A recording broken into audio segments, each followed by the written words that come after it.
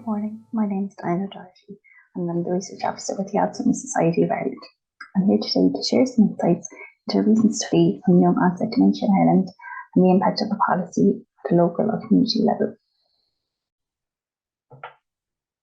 What I want to discuss with you today is the practical implications following on from a study on young onset dementia in Ireland and the guidance document for healthcare professionals and community groups. The key message I hope you take away today is that taking a piece of really insightful research and turning it into policy and practice isn't easy, but it is both needed in Ireland and abroad. So what I will do is give you a brief background to the Irish context, highlight the research study and briefly look at its findings, and then most importantly, offer up some implications for future work and for policy, as well as some next steps with a brief summary. When we look at the Irish context, there are approximately 64,000 people living with dementia in Ireland, with over 500,000 people affected by dementia annually. This includes spouses, families, carers, etc. That is quite a large number for a population of less than 5 million on the island of Ireland. Although exact figures are difficult to establish, recent accounts indicate there are between 2,906 and 4,311 people living with young onset dementia in Ireland. This meaning each person has had a diagnosis of dementia prior to the age of 65. We don't have an estimated age range, but for many, they are still in the prime of their lives, continuing to be a member of the workforce. Some might even have young families and houses and mortgages to contend with. Much of the recent research evidence focusing on post-diagnostic supports for people with young onset dementia highlights the importance of the individual staying socially connected and engaged in meaningful, purposeful activities. But unfortunately, we've heard that from many of those living with young onset dementia, the current services available are not relevant or appropriate for those under the age of 65. Many people with young onset dementia continue to feel that all services should be age and stage appropriate. In early 2022, the Alzheimer Society of Ireland commissioned a research team based in University College Cork to identify how dementia service providers and community groups can support people with young onset dementia living in their communities. So as I mentioned, this study outlined how dementia service providers and community groups can best support people living with young onset dementia in their communities, but also developed a guidance document. This guidance document presents practical recommendations that can be utilised by community groups or healthcare professionals when considering the needs of people with young onset dementia. As I mentioned, this work was commissioned by the ASI and conducted by a team of researchers in UCC. They conducted a rapid review and a number of focus groups with healthcare professionals, people working in the community settings, and people with young onset dementia and their families.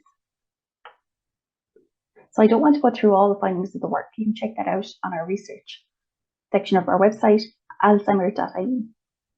I do want to highlight 4 key themes. The need for building awareness around young onset dementia and training, the need to take individual approaches and social approaches. No one person with dementia or young onset dementia is the same. Therefore, it is important to understand what each person needs and wants. The importance of mapping and signposting of community supports. This was integral, particularly as many of our post-diagnostic supports and services for those with young onset dementia can be quite geographically sparse across the country.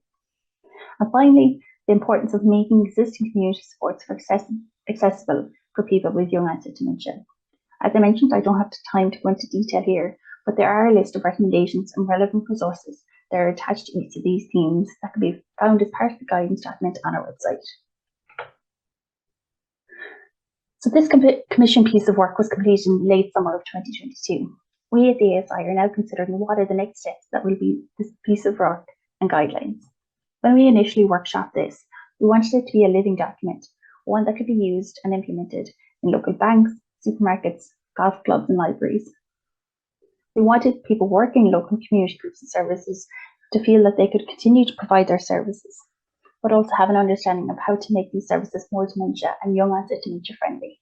As part of this process, we hope that in giving these guidelines to community groups and training and highlighting needs for training for staff, that we are striving towards building more dementia inclusive communities. Anecdotally, there's a lot of stigma and lack of awareness around young onset dementia, and we hope that this guidance document could also help to break down those barriers. We also work with the HSE and the Understand Together campaign here in Ireland, which seeks to develop community champions, people living and working in the local community who can be champions for change. Again, bringing in this concept of dementia inclusive communities. Another route we are also hoping to continue working towards is our advocacy work. Again, bringing this guidance document to local and national politicians here in Ireland, breaking down that stigma and growing awareness amongst wider society about young onset dementia, and work towards ensuring that specific dementia services become available for people living with young onset dementia.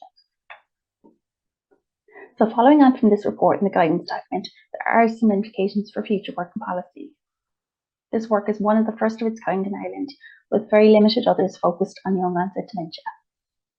Prevalence of dementia and young onset dementia is growing, and if we were to look at projections, this will continue to grow in the next 20 years. We must start work on this issue now. We can make changes now, using these guidelines and recommendations to be transformed into local and national evidence-based policy. The Alzheimer Society of Ireland works with many people living with dementia, including those with young onset dementia.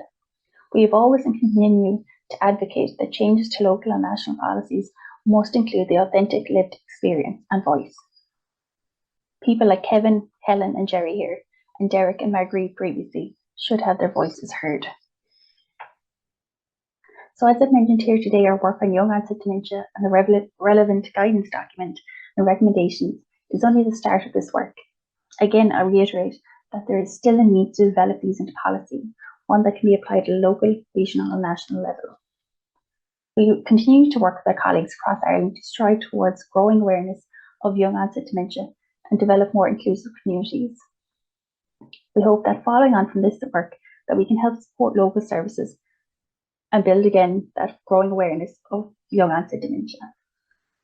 This in turn can help plan going forward existing and new and existing services across the country. At a local level, this again might be in banks, clubs and libraries. At a national level, this might include young onset dementia specific dementia cafes and support groups. To close, I'd just like to thank our fantastic research team who conducted this work, the health professionals, community workers and staff who took part, and most importantly, for people living with young onset dementia and family carers who took the time to share their experiences.